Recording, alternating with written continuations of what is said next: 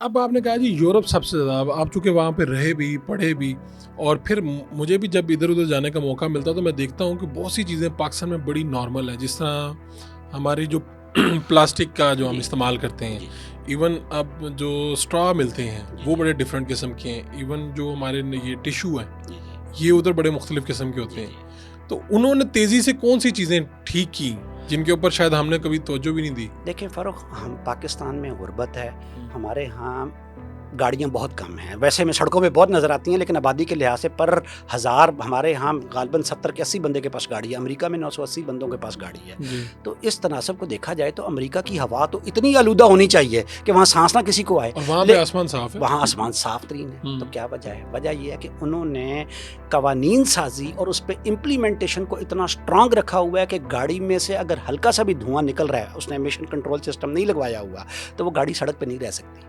ہمارے ہاں ہم دیکھیں ٹوٹی پھوٹی گاڑیاں ہیں، وہ نہ صرف یہ آلودگی دھواں کاربن پارٹیکلز ایمٹ کر رہی ہیں بلکہ ساتھ ہی ساتھ نہ نظر آنے والی گرین ہاؤس گیسز، کیونکہ گاڑی مینٹینڈ ہی نہیں ہے نا، ایل مینٹینڈ ہے. یہ اب ای پی اے کو کوئی تھوڑا سا جو ہے وہ آ رہا ہے، وہ جو کچھ اسٹیکر لگانا شروع ہوئے ٹھیک ہے، تو وہ اسی لیے ہمیں اندازہ ہو رہا ہے کہ یار ہم سردیوں میں لڑتے لڑتے تھک جاتا ہے این ڈی ایم میں پی ڈی ایم میں جناب سماگ کے ساتھ، گرمیاں آتی ہیں تو سیلاب اور بارشیں اور طوفان اور اس کی تو ہم نے اپنے ہاں جو ہے ماحول کو تو تھوڑا سا کتنا دنیا سے ہم کتنا کو پیچھے چل رہے تھے، کتنے کو سال اگر ہم بتائیں تو کتنے کو پیچھے چل رہے تھے؟ ہم بہت پیچھے ہیں ابھی میرے وہ خیال 5 سال نہیں، 10 سال. میرے ذاتی خیال میں ہم کوئی تقریباً دنیا سے 100 سال پیچھے ہیں، یعنی اپنے آپ کو اس نئی حقیقتوں کے مطابق ڈھالنے میں. اور خود دیکھیں ہماری حکومت بھی یہ کہہ رہی ہے کہ ہم اسماگ کو ختم نہیں کر سکیں گے، ہمیں 10 سے 15 سال لگیں گے. تو میں یہی سمجھ رہا ہوں 100 سال کی میں نے اس لیے بات کی ہے کہ دیکھیں یورپ میں ہم گریٹ اسماگ آف لندن 1952 میں گریٹ اسماگ آف لندن ہوئی اور 4 دنوں کے اندر 12,000 لوگ مر گئے.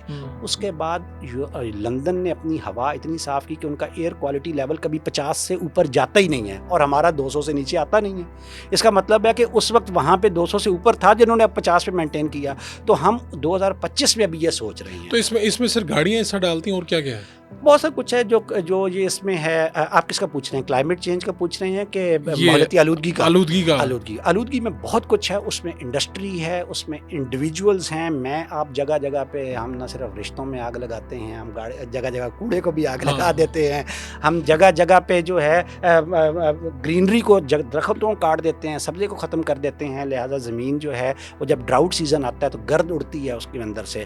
تو جو آلودگی ہے اس کے اندر بہت سارے حصے دار ہیں apart from green house gases. لیکن یہ ہے کہ جو کلائمیٹ چینج ہے وہ پیورلی بیکاز آف یہ جو گرین ہاؤس گیسز ہیں ان سے جڑی ہوئی ہے. اور گرین ہاؤس گیسز جو ہیں یہ انڈسٹری کے ساتھ جڑی ہیں؟ جی نہیں، یہ صرف انڈسٹری، سب سے بڑا جو سورس ہے وہ انرجی سیکٹر ہے، جس میں انڈسٹری بھی ہے، ٹرانسپورٹ بھی ہے، اور یہ بجلی گھر بھی ہیں جہاں پہ ہم یہ 3 چیزیں جلا رہے ہیں: کوئلہ، اور اس کے ساتھ ہم جلا رہے ہیں یہ پیٹرول ڈیزل، اور تیسری چیز جو ہے ہم وہاں پہ گیس جلاتے ہیں.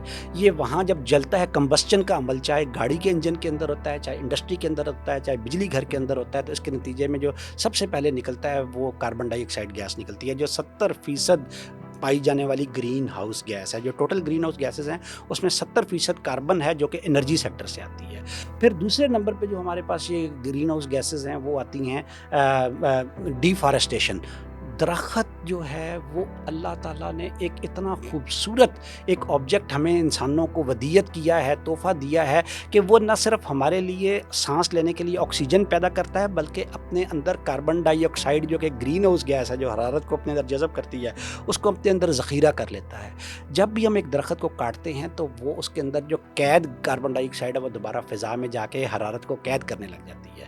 تو اسی لیے نبی پاک صلی اللہ علیہ وآلہ وسلم نے ایک حدیث میں تلقین کی تھی کہ دشمن کے علاقے میں جائیں تو وہاں جو مطلب جب جنگ کا عالم ہے سب کچھ کر سکتے ہیں لیکن درخت کاٹنے کی ممانعت کی ہے. نبی پاک صلی اللہ علیہ وسلم نے اس زمانے میں اتنی بڑی حکمت ہمیں بتا دی ہے کہ شجر کشی جو ہے اس کو اتنا بڑا جو ہے ایک نو کراس قرار دیا، کیونکہ ان کو بھی پتا تھا کہ یہ ڈیفارسٹیشن جو ہے اس کے نتیجے میں بڑے پیمانے پہ کاربن ڈائی آکسائڈ دوبارہ سے فضا میں چلی جائے گی. اور اس وقت بھی دنیا میں یہی ہو رہا ہے کہ جو ممالک بڑی تیزی کے ساتھ ڈیفارسٹیشن کر رہے ہیں، درختوں کو کاٹ رہے ہیں، ان کا جو وہ ایمیشنز ہیں وہ بڑھتی جا رہی ہیں.